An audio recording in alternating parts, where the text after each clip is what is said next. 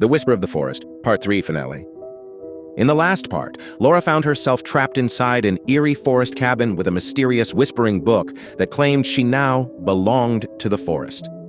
Laura's heart pounded as she felt an invisible force tightening around her, dragging her further into the shadows of the cabin.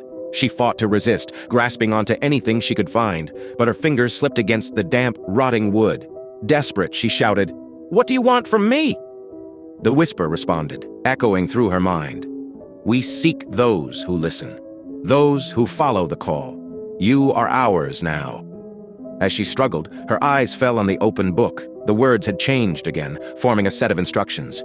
To escape, return what was taken. She remembered the pendant around her neck, a family heirloom given to her by her grandmother. It had a small emerald stone set in silver, which her grandmother always claimed had been taken from an ancient place of power.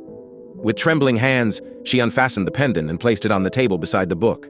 Suddenly, the whispers stopped, and the oppressive force surrounding her eased. The air grew lighter, and a warm glow filled the room, illuminating a door she hadn't seen before, leading back into the forest. She didn't waste a moment.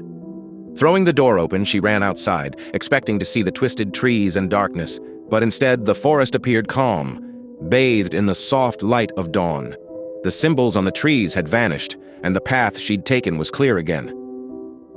As she walked, she glanced back.